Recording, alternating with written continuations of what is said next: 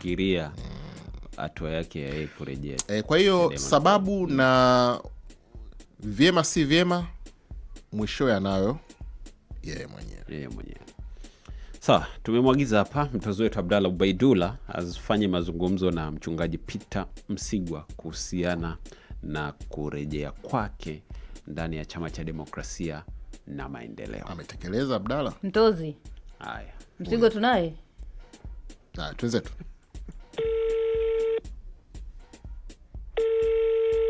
Mchungaji Msigwa, naamini umeamka salama.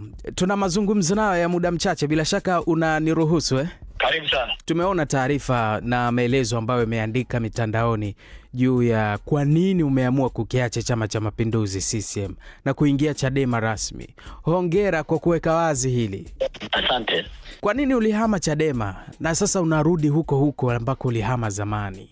Na haukuchagua chama tofauti na hiki licha ya uwepo wa vyama vingi vya siasa nchini? Toka mfumo wa vyama vingi uanze,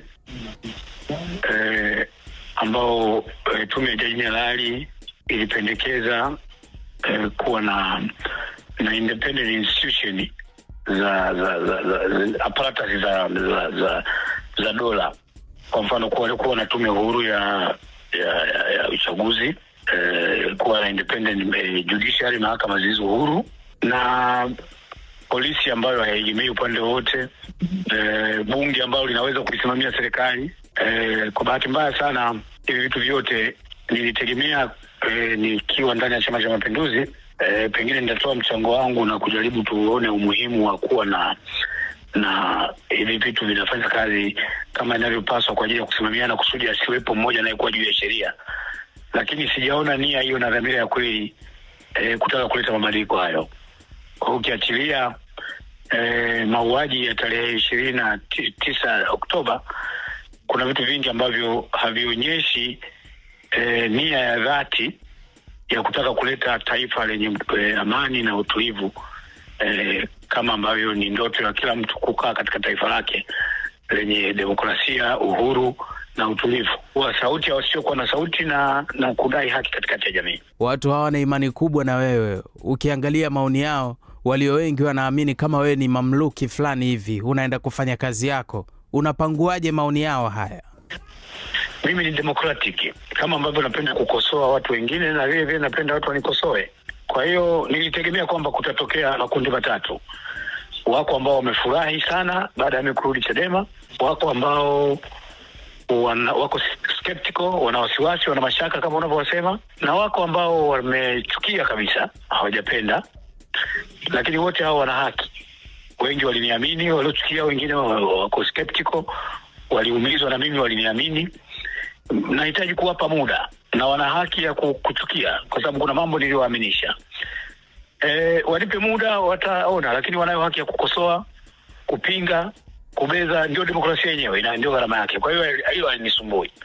Kwani mwanzoni kulikuwa na mazuri yapi uliyoyaona Chama cha Mapinduzi mpaka ukajiunga na kukiona kwamba kinafaa na kuwa ni kimbilio kipindi hicho? Nilikuwa nje ya Chama cha Mapinduzi, lakini nikijua kwamba misingi ile ya baba wa taifa, utu, kutokupokea rushwa, kulinda rasilimali za nchi, nilivyokuwa mbali nilijua ya mambo yote lazima nyayo za baba wa taifa zinafuatwa. Lakini kwa sehemu kubwa nimeona wale wanaofuata nyayo za baba wa taifa ni wachache sana. Lakini kubwa ambalo nimejifunza ndani ya Chama cha Mapinduzi, nidhamu ile ya protocol na kuheshimiana kama viongozi ni jambo jema, ambalo hilo nimejifunza ni jambo zuri. Mwisho, ndugu Msigwa, kuna baadhi wanasema wewe ni kama umenuna hivi baada ya kutarajia nafasi ndani ya CCM ukaachwa patupu. Ni kweli hili pia ni kigezo mojawapo ambacho kimechochea wewe kupeperuka kwenye chama hiki tawala? Kwanza hao wanaosema mimi kwa sababu sijapata nafasi ndani ya Chama cha Mapinduzi ni watu ambao hawanijui. Mimi nilianza kuchomoza katika medani hizi za siasa toka mwaka 2005. Sikuwa mwanachama wa Chama cha Mapinduzi, lakini niling'ara Tanzania nzima kwa sababu niliinfluence watu wa Iringa. Hatimaye mwaka 2010 nikachaguliwa, 2015 nikachaguliwa. Sikuteuliwa. Nimekuwa mmoja wa wabunge bora kabisa ndani ya bunge la Jamhuri ya Muungano wa Tanzania. Namshamsha zile ambazo mpaka leo watu bado wanazimisi. Kwa hiyo mtu yote anayesema ni kwa sababu sikuteuliwa nifahamu vizuri. Lakini kikubwa zaidi kama ningekuwa nataka teuzi zinapatikana ukiwa ndani ya Chama cha Mapinduzi. Ningekuwa ni mtu nasubiri teuzi, ningesubiri. Sasa hivi hawajateuliwa wakuu wa wilaya, hawajateuliwa wakuu wa mikoa, wakurugenzi.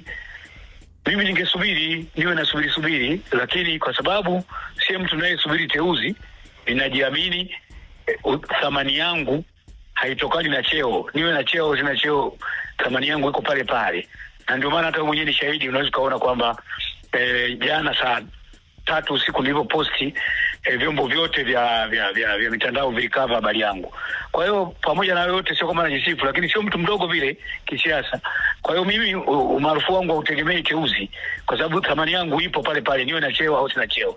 Nilikuwa mbunge, sikuwa mbunge, lakini bado nina hoja, nina vitu vya kulisaidia taifa, ninaweza kuchallenge.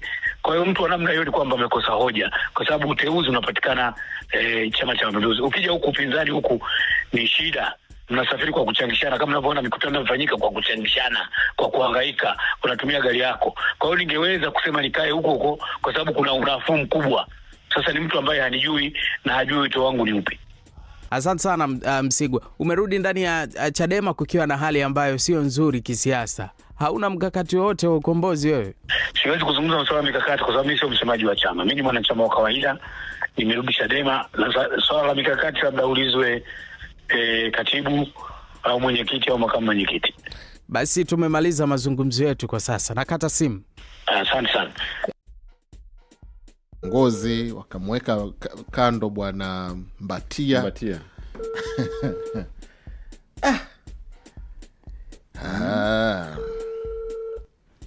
Mambo ni mengi sana. Bwana, mimi kitu ambacho nimejifunza kutoka kwa Msigwa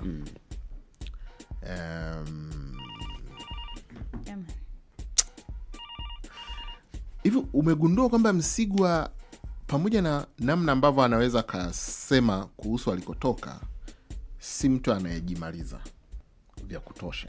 Ana akiba ya maneno. Ana akiba kidogo. Hiyo ni mbinu ya mwanasiasa mkongwe.